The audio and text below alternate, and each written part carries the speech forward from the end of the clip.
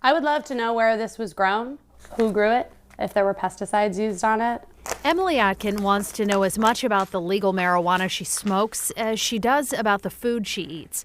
But the product labels on recreational pot, where she lives in D.C., don't say much. Under the provisions of the District of Columbia Initiative 71, adults 21 and over may possess up to 2 ounces of marijuana for personal use. Recreational marijuana is legal in the district, but no one regulates it, so there's no testing and no one's required to tell you what's in it. And I know that other places have testing of their products and they can be assured of things that I just can't, and I do find it a bit unfair.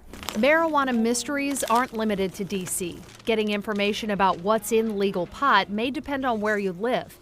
Because cannabis isn't legal at the federal level, there's a patchwork of regulation across the country.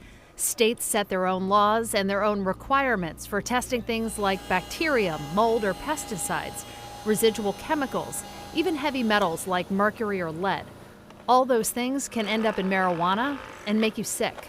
Just the average person concerned for their health is also going to be worried about these contaminants. It's the job of Dan Kulikowski to figure out what's in the pot products people use. He's the lab director at a facility run by Steep Hill. They're a company that tests cannabis across the country. Transparency, he says, is their goal. As labs, we're not the cops, we're not the regulators. We are just providing data to the customers and to the state. But the data that labs track, the tests they perform, even what's considered an acceptable level of contamination is different from state to state. In Michigan, for example, batches of medical marijuana have to be inspected for things like rubber shavings or hair, and testing for pesticides and heavy metals like mercury and lead is required.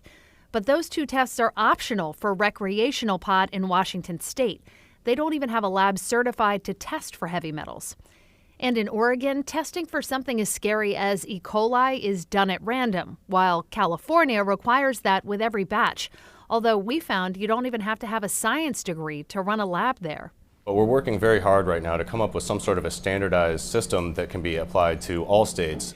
This is Morgan Fox with the National Cannabis Industry Association. While he says growers, producers, and even labs want national testing standards, they're not fans of strict regulation that could stifle evolving science. And he points out there have been few examples of public health problems with pot, even when it wasn't legal. But we absolutely want the product to be as safe as it can be. Just because it's safer than what's available on the illicit market doesn't mean that what is available on the legal market can't get better. There is room for improvement, even in states with wide regulation of testing.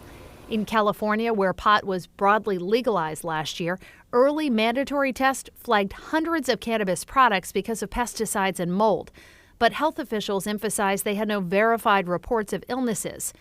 Still, legal users like Emily say they deserve to know what they're putting in their bodies. People are worried about what's in these products for sure. I mean, my friends and I have talked about it. I think it should get tackled before something bad happens.